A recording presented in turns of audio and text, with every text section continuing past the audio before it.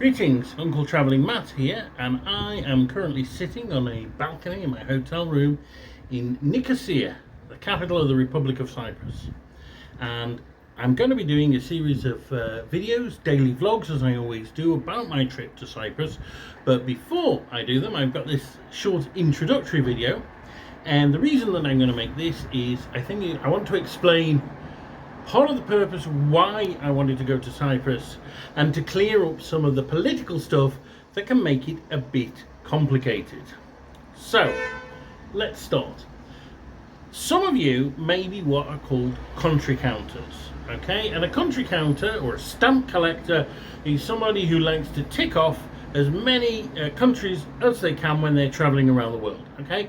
And I have to say, although I'm not that serious into it, I am a bit of a country counter myself. I think it comes from being a train spotter as a kid. I like to tick things off a list. And when it came to this holiday, it's a bit of a complicated one, because you could say that I'm going to tick off 2 countries on this trip, or you could say I'm going to just tick off one of them, or you could say that I'm not ticking off any new countries at all. And to explain, well, what I'm going to do is explain how that is. So, first of all, is the question of what constitutes visiting a country, right? Now, my friend Brian Conlon, who's a guy I met traveling years ago and we stayed friends, he believes that to say you visited a country, with the exception of like microstates like the Vatican City, where it's not really possible, but normally you have to stay the night in that country, right? So to say that I visited Cyprus, I would need to stay the night in Cyprus, okay? Other people would say you just need to set foot within the country, yeah? My own personal definition is you've got to have cleared customs. So you can't just change planes in an airport, okay? That's my personal definition. But the idea of where I might not be visiting, where I might be visiting only one new country, could come from Brian's definition, because I have been to Cyprus before. Back in 1997, I sailed on a ship from Haifa in Israel to Piraeus near Athens in Greece, and we stopped off in Limassol or Lemissos. The town has 2 names, and in one of my later videos I'll explain that, for a few hours in Cyprus, and also Rhodes in Greece for a few hours.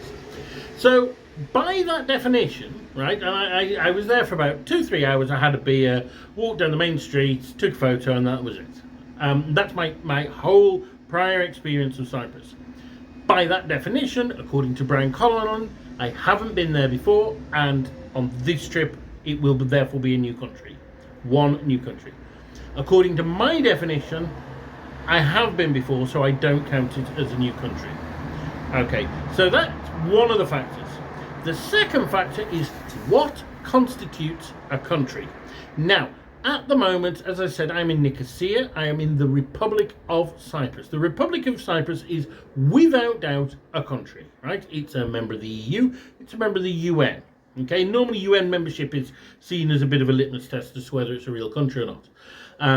It's fully recognised. Okay, however, just over there is 1/3 of the island that in 1974 was occupied by the Turkish army, and they self-proclaimed the Republic of Turkish North Cyprus.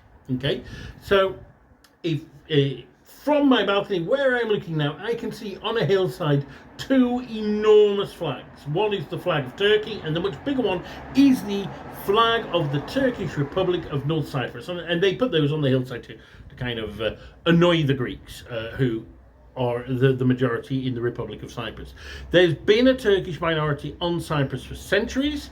There were interethnic issues, shall we say, before, and Turks were very jittery about the Greeks getting political control, because before it was Ottoman, hence the Turks being there, and then the British were in control, and when the British left, they were very, very jittery about the Greeks, treating them as second-class citizens.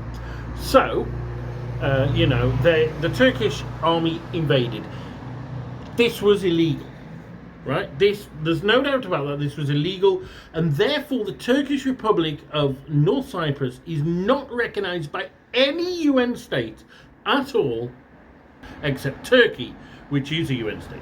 So you could say, well, it counts as a country because a UN state recognises it, but most people wouldn't go with that. It is regarded as an illegal entity, although the Republic of Cyprus does negotiate with it, so it kind of affords it a bit of recognition indirectly in that way. But we can have de jure or de facto countries. So de jure is by law, which it isn't. I think that's pretty clear.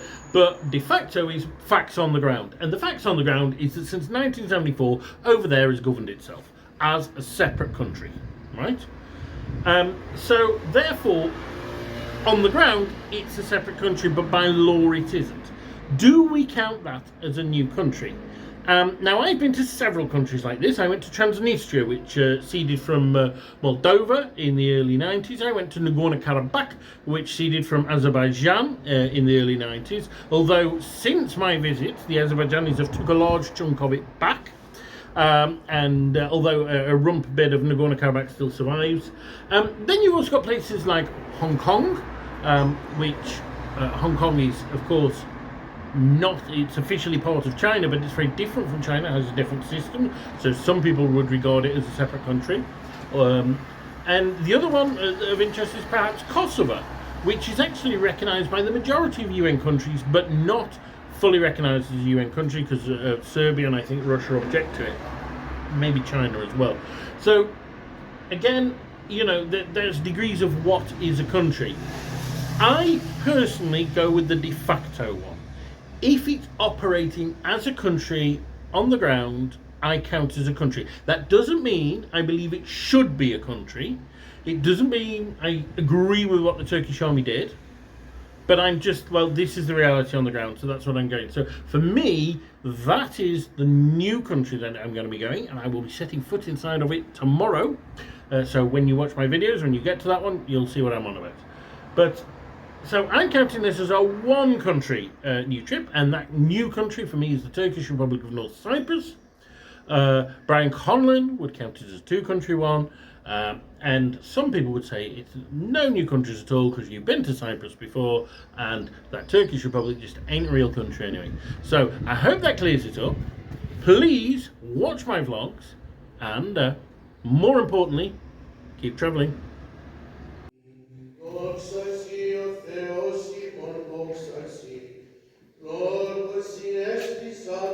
Τον ουρανό γραμματική, συνείμηνα το Πατρί και διαλόγου φέρω το παν, ο λόγος σοφία και δύναμης και εικόν και συνεργός και